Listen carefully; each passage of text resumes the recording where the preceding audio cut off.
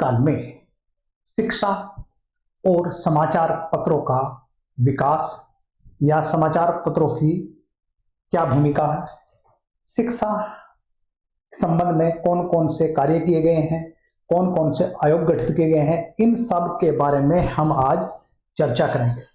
देखिए जो है आपका सिविल सर्विस प्रारंभिक 2023 और उत्तर प्रदेश पीसीएस 2023 और हरियाणा सिविल सर्विस, ये इनके प्रारंभिक परीक्षा मई में आयोजित होनी है और अन्य परीक्षा भी मई में आयोजित होनी है। इनके लिए हम एक रणनीति के तहत हम डिस्कस कर रहे हैं। आज टॉपिक हमारा वो है हमारा ब्रिटिश काल में मतलब शिक्षा और समाचार पत्रों की भूमिका। अब देखिए हमारा अगर ब्रिटिश काल की बात करते हैं हम ब्रिटिश ईस्ट इंडिया कंपनी ने अपने शासन काल के प्रारंभिक दिनों में भारत में शिक्षा के लिए कोई प्रयास नहीं किया है। वहीं पर देखिए अगर हम 1781 की बात करते हैं में हेस्टिंग्स के सहयोग से सर विलियम जोन्स ने एशियाटिक सोसाइटी ऑफ बंगाल की स्थापना की, जिसने प्राचीन भारतीय इतिहास और संस्कृति के अध्ययन हेतु महत्वपूर्ण कार्य किए या महत्वपूर्ण प्रयास किए। वहीं पर देखिए 1800 ईस्वी में ई वेलेस्ली द्वारा ही कंपनी के असैनिक अधिकारियों के शिक्षा के लिए फोर्ट विलियम कॉलेज की स्थापना की गई। ईस्ट इंडिया कंपनी द्वारा भारत में शिक्षा के क्षेत्र में वास्तविक जो प्रयास किया गया है वो 1813 के बाद किया गया है। अगर हम 1813 से पहले की बात करते हैं तो इन्होंने ब्रिटिश लोगों ने उन्हीं चीजों पर ध्यान दिया है, उन्हीं चीजों में कार्य किया है जो इनके लिए लाभदायक होते थे। वहीं पर देखिए इनका दो परिणाम था, यहाँ हमें व्यापार में अधिक से अधिक फायदा होना चाहिए और वही व्यापार के फायदे के लिए ही इन्होंने रूल एंड रेगुलेशन पे विशेष ध्यान दिया, क्योंकि एजुकेशन इनका एक लाभ का विषय नहीं था, इसलिए इस पर ध्यान नहीं दिया। परंतु फिर धीरे धीरे इनको एहसास होने लगेगा कि जब तक हम शिक्षित नहीं करेंगे तब तक हमें जो उदय लाभ मिलना चाहिए वो लाभ नहीं मिल पा रहा है। इसी वजह से इन्होंने प्रयास करना शुरू कर दिया। 1813 के चार्टर एक्ट में गवर्नर जनरल को अधिकार दिया गया कि वह 1 लाख रुपए साहित्य के पुनरुद्धार और उन्नति के लिए भारतीय स्थानीय विद्वानों को प्रोत्साहन देने के लिए अंग्रेजी प्रदेश के वासियों में विज्ञान के आरंभ और उन्नति के लिए खर्च करें।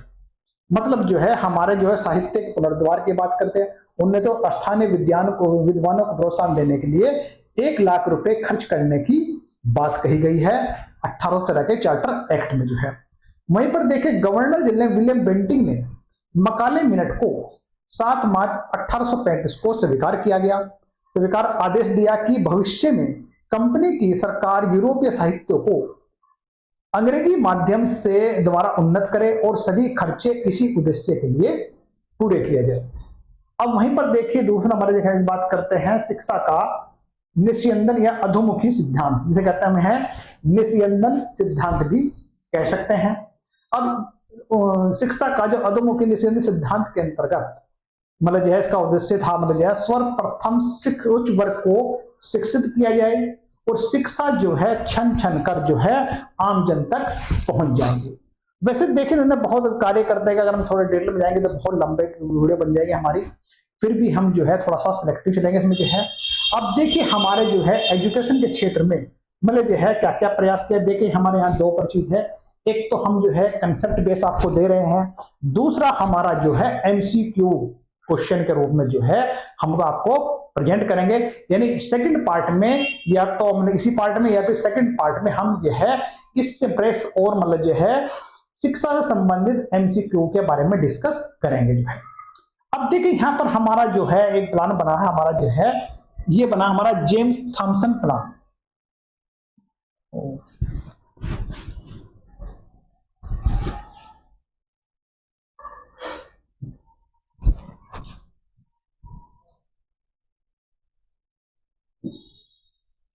अब देखिए यहां पर हमारा यहां पर देखिए जो प्लान हमारा जेम्स थॉमसन प्लान। अब देखिए जेम्स थॉमसन प्लान जो था यानी कि जेम्स थॉमसन की अध्यक्षता में 1843 में गठित किया गया था। इसमें जो सिफारिशें की गई थी यह है देसी भाषाओं द्वारा ग्रामीण शिक्षा की विस्तृत योजना था। मतलब कि देसी भाषा द्वारा ग्रामीण शिक्षा को एक तरह से मतलब विकसित किया जाए और ग्रामीण में इसको डिस्ट्रीब्यूट किया जाए। वहीं पर देखिए, अगर हम जेम्स थॉमसन के प्लान के परिणाम की बात करते हैं तो यहां पर देखिए अंग्रेजी भाषा केवल कॉलेज तक सीमित रह गई तथा एक शिक्षा विभाग का गठन किया गया। यानी कि मतलब जो है जेम्स थॉमसन प्लान जो 1873 में गठित हुआ था उसके अंतर्गत जो है एक शिक्षा विभाग गठन किया गया है। वहीं पर देखिए हमारा जो नेक्स्ट बनता है, देखिए वुड डिस्पैच। अब वुड डिस्पैच की अगर हम बात करते हैं, वुड डिस्पैच जो है चार्ल्स वुड्स की अध्यक्षता में 1854 में गठित हुआ।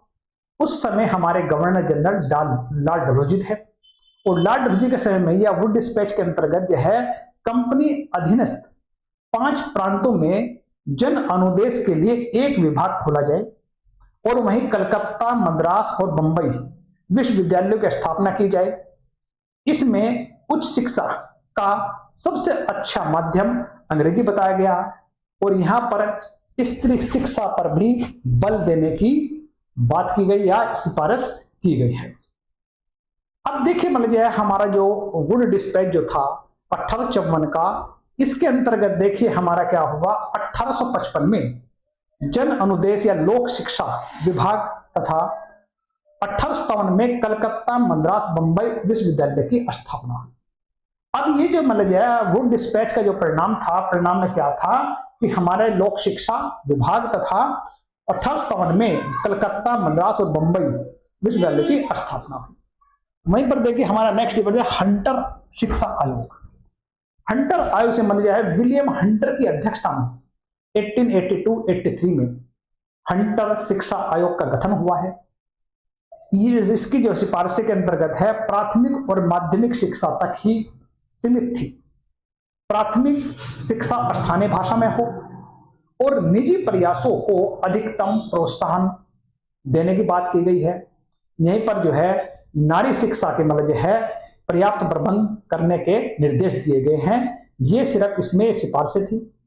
अब जो हंटर कमीशन आयोग जो है ये विलियम हंटर की अध्यक्षता में उस समय हमारे गवर्नर जनरल लॉर्ड रिपन थे और यहां पर जो है इसके परिणाम स्वरूप ने हंटर शिक्षा आयोग का परिणाम जो है इसमें जो है पाश्चात्य ज्ञान के अलावा उच्च व प्राच्य भाषाओं के पठन पाठन में विशेष रुचि देखने को मिली। वहीं पर 1882 में पंजाब और 1887 में इलाहाबाद विश्वविद्यालय स्थापित किए गए। नेक्स्ट देखिए हमारे देखिए ये बनता है हमारा नेक्स्ट रेले आयोग। अब देखिए रेले आयोग जो है सर थॉमस रेले की अध्यक्षता में जो है 1902 में रेले कमीशन का गठन हुआ। उस समय हमारे गवर्नर जनरल लॉर्ड कर्जन थे। अब रेले कमीशन की सिफारिशों के अंतर्गत हम देखते हैं विश्वविद्यालय शिक्षा तक सीमित थी, यानी कि जो है और विश्वविद्यालय को अध्ययन और शोध के लिए प्रयास की नियुक्ति करनी चाहिए। गवर्नरों को विश्वविद्यालय की क्षेत्रीय सीमाएं निश्चित करने का अधिकार दिया गया। ये सिफारिशें की गई इसमें जो है। वहीं पर अगर हम जो है रेले कमीशन के परिणाम स्वरूप देखते हैं, परिणाम में क्या थे देखिए आप जो है रेले कमीशन की सिफारिशों को मद्देनजर रखते हुए 1904 को भारतीय विश्वविद्यालय अधिनियम पारित किया गया जिसमें विश्वविद्यालयों पर सरकारी नियंत्रण बढ़ा दिया गया। अब वैसे देखो इसमें परिणाम और मतलब जो है सिफारिशें बहुत ज्यादा हैं कि अगर हम करेंगे तो बहुत लंबा बन जाएगा। तो बेसिक कारक क्योंकि इसमें देखा क्वेश्चन जो पूछता अधिकतर वो जो है मान लो रेले कमीशन कब गठित हुआ, किसकी अध्यक्षता में गठित हुआ, इसकी मेन सिफारिशें क्या थी, इसका परिणाम क्या निकला, ये चीजों को अधिकतर वो क्वेश्चन पूछता है। और बाकी जो चीज बचती है वो हमारे जो है एमसीक्यू क्वेश्चन के अंतर्गत आई जाएगी। इस तरह से अगर हम इसको कंसेप्ट बेस और मतलब एमसीक्यू में दोनों कर लेते हैं तो हमारा क्वेश्चन नहीं गड़बड़ाएगा। नेक्स्ट देखिए हमारा है वो है सेडलर आयोग। अब सेडलर आयोग के अंतर्गत बात करते हैं। देखिए सेडलर आयोग में जो है ये जो है माइकल सेडलर की अध्यक्षता में 1917 में गठित हुआ था यह। उस समय हमारे जो गवर्नर जनरल जो थे वो लॉर्ड चेम्सफोर्ड थे। मैंने सेंट्रल लेवल को 1917 लेकर 1919 तक की बात हो रही है। यहीं पर इस आयोग ने प्राथमिक से लेकर विश्वविद्यालय शिक्षा के अलावा महिला शिक्षा के लिए स्वायत्त संस्थाओं की स्थापना तथा व्यवहारिक शिक्षा पर जोर दिया। मतलब इसमें क्या है कि मतलब जो है प्राथमिक से लेकर विश्वविद्यालय शिक्षा और महिला शिक्षा की स्वायत्तपूर्ण संस्थाओं की स्थापना और व्यवहारिक शिक्षा पर जोर दिया। ये हमारी सिफारिशें की गई इसके अंतर्गत जो है। उसी के बाद अगर हम परिणाम की बात करते हैं, चलने के परिणाम जो है 1916 से लेकर 1919 के बीच मैसूर, पटना, बनारस, अलीगढ़, ढाका, लखनऊ तथा उस्मानिया विश्वविद्यालय खोले गए। अब देखेंगे जो है इनका परिणाम जो है सेंट्रल आयोग के अंतर्गत ये खोले गए थे जो है। नेक्स्ट हमारा बनता है हल्टोंग समिति, मतलब यह है ये हमारा हल्टोंग समिति की बात करते हैं। अब हल्टोंग जो है सर फिलिप हल्टोंग की अध्यक्षता में 1929 में गठन हुआ इसका जो है। इसकी सिफारिशों जो है, इसने अपने जो है सिफारिशों में प्राथमिक शिक्षा के राष्ट्रीय महत्व पर बल दिया, परंतु शीघ्र प्रसार और अनिवार्यता की नीति की निंदा की गई। इसने सुधार व एकीकरण की नीति की सिफारिश की है। वहीं पर देखिए उस समय हमारे जो गवर्नर जनरल थे 1929 में लॉर्ड इरविन था। उस समय जो है बहुत मतलब ज्यादा क्या था, उस समय जो है एक ग्रेट डिप्रेशन भी हम कह सकते हैं, महामंदी छाई हुई थी उस दौरान जो है। अब इसमें देखिए इसका कोई खास परिणाम नहीं निकला है। आगे नेक्स्ट देखिए हमारा जो है सर्जेंट योजना, मैंने जो है सर्जेंट योजना की बात करते हैं। अब सर्जेंट योजना जो है हमारे जॉन सर्जेंट की अध्यक्षता में 1944 में गठन किया गया इसका, और इसके जो है उस समय गवर्नर जनरल हमारे लॉर्ड वेवेल थे। अब सर्जेंट योजना की सिफारिशों के अंतर्गत इस योजना ने एक राष्ट्रीय शिक्षा योजना तैयार की और 6 से 11 वर्ष के बच्चों के लिए व्यापक शिक्षा और निःशुल्क अनिवार्य शिक्षा का प्रबंध करने को कहा गया। मतलब यह 6 से 11 वर्ष के बच्चों के लिए एक व्यापक निःशुल्क अनिवार्य शिक्षा का प्रबंध करने की बात सिफारिश की गई है। इसी योजना के तहत उत्तर माध्यमिक श्रेणी समाप्त करनी चाहिए, मतलब यह है उत्तर माध्यमिक श्रेणी समाप्त कर देनी थी। वहीं पर देखिए अगर हम जो है सर्जेंट योजना के परिणाम के अंतर्गत बात करते हैं, मतलब यह इस मतलब यह सिफारिश के महत्वपूर्ण थी जहन में उन्हें तत्कालीन स्थिति लागू करना असंभव था, यानी कि जो इसकी महत्व है उसमें तत्काल समय जो है लागू करना थोड़ा सा मुश्किल था, कोई खास परिणाम नहीं था। अब वहीं पर देखिए हमारा जो है, देखिए ये तो हमारा जो ब्रिटिश काल में हमारे जो कमे बने हमारे जो है आयोग बने हैं, ये बहुत सारे, जैसे हम बात करते हैं राधा कृष्ण आयोग। राधा कृष्ण आयोग उस समय हमारे जो गवर्नर जनरल थे वो थे हमारे लॉर्ड माउंटबेटन। राधा कृष्ण आयोग जो है 1948-49 में गठन हुआ था। अब इस आयोग ने यानी राधा कृष्ण आयोग ने विश्वविद्यालय शिक्षा पर अपनी रिपोर्ट पेश की और इसी आयोग के अनुसार विश्वविद्यालय से पूर्व 12 साल के अध्ययन होना चाहिए और सामान्य शिक्षा पर अधिक बल देने चाहिए। एक विश्वविद्यालय अनुदान आयोग का गठन होना चाहिए। अब देखिए हम जो है यूजीसी की बात करते हैं तो यहीं पर देखिए 28 दिसंबर 1953 में विश्वविद्यालय अनुदान आयोग का गठन किया गया और 1956 में यूजीसी एक स्वतंत्र निकाय बना। अब देखिए इसका जो है राधा कृष्ण आयोग के परिणाम रहेंगे। वैसे देखिए हमारे बहुत सारे फिर आगे जब हम देश आजाद होता है उसके बाद हमारे जैसे कोठारी शिक्षा आयोग की बात करते हैं जो 1964-65 में, फिर हमारा जो है राम मूर्ति समिति की बात करते हैं जो आचार्य राम मूर्ति 1990 में, यशपाल समिति 2008 में, उसके बाद नई शिक्षा और भी मिल गए चीजें हैं। अब क्योंकि हम जो है जो बात कर रहे हैं हम वो ब्रिटिश काल की बात कर रहे हैं। देखिए अब देखिए इसमें हम बात करते हैं आगे जो है हमारे समाचार पत्रों की बात करते हैं। देखिए समाचार पत्रों में देखो पहले तो मैं आपको जो हमारे जो है समाचार पत्र अधिनियम बने हैं अधिनियम के बारे में डिस्कस कर लेता हूं, फिर समाचार पत्रों में क्या खास है वो पॉइंटों में मैं आपके साथ डिस्कस कर दूंगा। ये देखिए अब देखिए पत्रेक्षपण अधिनियम 1799, अब इसे कह सकते हैं दी सेंसरशिप प्रेस एक्ट 1799। अब ये जो पारित हुआ था, ये जो अधिनियम बना था, ये उस समय हमारे गवर्नर जनरल लॉर्ड वेलेस्ली थे। अब इसके अंतर्गत क्या हुआ था, मतलब जो है इसको जो मतलब जो है सेंसरशिप प्रेस को लागू करने का कारण क्या था, देखिए इसमें जो है कि फ्रांसीसी आक्रमण हो चुका था उस समय, इसको मतलब प्रेस में इधर उधर की बातें ना छपे, तो इसलिए यहाँ पर बहुत सारे पेपरों पे सेंसरशिप लगाने की बात करी, मतलब जो भी अंग्रेजी शासन के खिलाफ कुछ लिखेगा ये उसके दायरे में आ जाएगा। नेक्स्ट देखिए हमारा जो है अनुज्ञप्ति नियम 1833 माना जाए लाइसेंसिंग रेगुलेशन। लाइसेंसिंग रेगुलेशन 1823 में जो है इस समय हमारे गवर्नर जनरल थे जॉन्स एडम्स थे। जॉन्स एडम के समय में ये हमारा जो है लाइसेंसिंग रेगुलेशन बना और इसके अंतर्गत जो है मतलब क्या खास बात थी, भारतीय भाषाओं संपादकों और स्वामी को यह था उन्हें हर पेपर में अपने पेपर में उनकी कौन सी भाषा आ रही है, मतलब संपादकों के लिए स्वामियों के लिए उनका एड्रेस की भी बात करता है। वहीं पर देखिए हमारा नेक्स्ट जो बनता है हमारा वो बनता है भारतीय प्रेस अधिनियम। अब भारतीय प्रेस अधिनियम जिसे कहते हैं हम जो है यानी कि मतलब 1835 की बात करते हैं। उस समय हमारे जो गवर्नर जनरल थे लॉर्ड मेटकाप थे। अब लॉर्ड मेटकाप ने क्या किया, सारे जितने भी समाचार पत्रों पर प्रतिबंध लगाए थे ऊपर जो है उन सबको मुक्त कर दिया गया। अब लॉर्ड मेटकाप को प्रेस का या समाचार पत्रों का मुक्तिदाता भी कहा जाता है। वहीं पर देखिए नेक्स्ट है हमारे जो है अनुज्ञप्ति अधिनियम 1857, यह कह सकते हैं मतलब जो है लाइसेंसिंग रेगुलेशन एक्ट 1857। ये पारित जो हुआ था यो उस समय हमारे जो वाइसराय जो थे लॉर्ड कैनिंग थे, इसके खास मतलब थे। आगे चले देखिए मतलब नेक्स्ट फिर पंजीकरण अधिनियम 1867 या रजिस्ट्रेशन एक्ट 1867, इसको भी हमने मतलब गवर्नर जनरल लॉर्ड लॉरेंस के समय पारित किया गया था। इसमें पंजीकरण, इसमें देसी भाषा समाचार पत्र अधिनियम नेक्स्ट जो बनता हमारा जो है ये कहते हैं वर्नाकुलर प्रेस एक्ट 1878।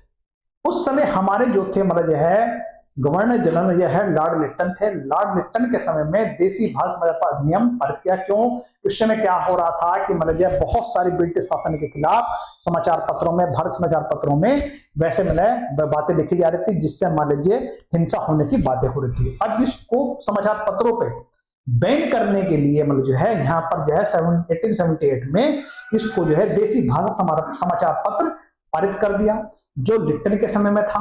और यहीं पर अगर हम बात करते हैं सोम प्रकाश के विरुद्ध सर्वप्रथम यह अधिनियम पास हुआ, यानी सोम प्रकाश जो पेपर न्यूज पेपर था उसके खिलाफ पारित हुआ था। देखिए वैसे तो इसके डिटेल में जो है बहुत सारी चीजें हैं, हम तो बुक देखेंगे उसको देख लेंगे, पर बाकी हम जो एमसीक्यू क्वेश्चन करें वहां पर भी चीजें आ जाएंगी। नेक्स्ट देखिए हमारा जो है ये है समाचार पत्र अधिनियम 1908, यानी कि मतलब देखिए हमारा जो है मतलब जो है दी न्यूज पेपर एक्ट 1908। ये समय हमारे लॉर्ड मिंटो इसमें पारित किया गया था। उस समय हमारे governor general Lord Minto second थे। फिर वहीं पर देखिए हमारा जो है भारतीय समाचार पत्र अधिनियम, ये हमारा देखिए मतलब जो है अगर हम बात करते हैं 1910 का इंडियन प्रेस एक्ट, ये भी उस समय हमारे लॉर्ड मिंटो सेकंड वाइसराय थे, उसके समय में पारित हुआ था जो है। वहीं पर समाचार पत्र अधिनियम 1931, ये लॉर्ड इरविन के समय में पारित हुआ था। अब ये सारे मतलब पारित देखिए जो है। उसके बाद देखिए हम जो है नेक्स्ट बनता है हमारा समाचार पत्र अधिनियम 1951, यानी दी प्रेस एक्ट 1951। इस समय जो है भारत हमारा स्वतंत्र हो चुका था और स्वतंत्र होने के बाद देखिए हमारा सांप्रदायिक दंगों की चपेट के कारण जो है हमें समाचार पत्र अधिनियम पारित करना पड़ा। अब देखिए ये तो हमारे समाचार पत्र अधिनियम की बात करते हैं, इसमें कुछ खास मुख्य तत्व की हम बात करते हैं। देखिए अगर बात करते हैं जो है सर्वप्रथम सेंसरशिप किसने लागू किया समाचार पत्रों पे। अब इसके अंतर्गत देखिए हमारे लॉर्ड वेलेस्ली, मैंने बताया आपको लॉर्ड वेलेस्ली 1799 में पारित हुआ था। वहीं पर देखिए इंडियन मुस्लिम पुस्तक के लेखक कौन थे, वो थे हमारे सर विलियम हंटर की बात करते हैं। 1823 का लाइसेंसिंग नियम किसने पारित किया था। अब देखिए 1823 का देखिए हमारा जो है ये मैं पहले भी डिस्कस करने पहले बता भी चुका हूं। देखिए इसका जो है ये हमारा जो है जॉन्स एडम्स ने किया था। लाइसेंसिंग नियम द्वारा ही किस अखबार को प्रतिबंधित कर दिया गया था। अब इस लाइसेंसिंग नियम के प्रतिबंधित है मीरातुल अखबार। समाचार पत्रों का मुक्तिदाता मैंने पहले बताया है चार्ल्स मेटकाप को कहा गया है, क्योंकि इसने बहुत सारे प्रेस से अपने जो है प्रतिबंध हटा लिए थे। 1878 का वर्नाकुलर प्रेस एक्ट किसने पारित हुआ, लॉर्ड लिट्टन ने डिस्कस कर चुके हम जो है। वर्नाकुलर प्रेस एक्ट के तहत समाचार पत्रों के विरुद्ध मामले दर्ज किए गए हैं। ये थे यह सोम प्रकाश की बात करते हैं, भारत मिहिर की बात का है, या फिर ढक्का प्रकाश है, सहचर है, इन बहुत और अन्य पेपर भी हैं। मुंह बंद करने वाला अधिनियम किसे कहा गया है? वो देखिए मतलब है जिनको सब बैन करना था वो 1878 का वर्नाकुलर प्रेस एक्ट को कहा गया है। इस गवर्नर जनरल ने 1878 में वर्नाकुलर प्रेस को रद्द कर दिया था। देखिए वर्नाकुलर प्रेस को लॉर्ड रिपन ने रद्द कर दिया था। ये कर दिया था हमारे देश में जो है 1887 को। वहीं पर देखिए पत्रकार के कर्तव्यों का निर्वहन करते समय जेल जाने वाला पहला भारतीय नेता कौन था?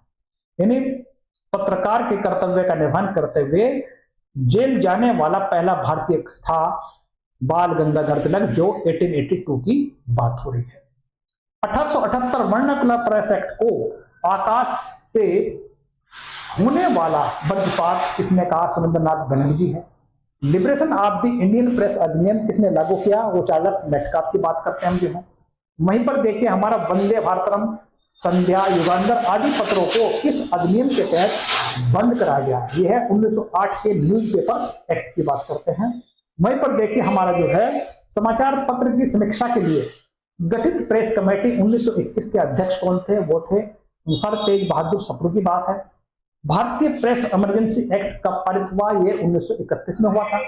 भारतीय प्रेस स्वतंत्रता के पक्ष में कौन से गवर्नर जनरल थे? यानी कि यह है भारतीय प्रेस के पक्ष में जो है हमारे लॉर्ड हेस्टिंग की बात करते हैं, लॉर्ड मेटकाफ की बात करते हैं, लॉर्ड मकाले और लॉर्ड रिपन, ये जो है भारतीय प्रेस के स्वतंत्रता के पक्ष में थे।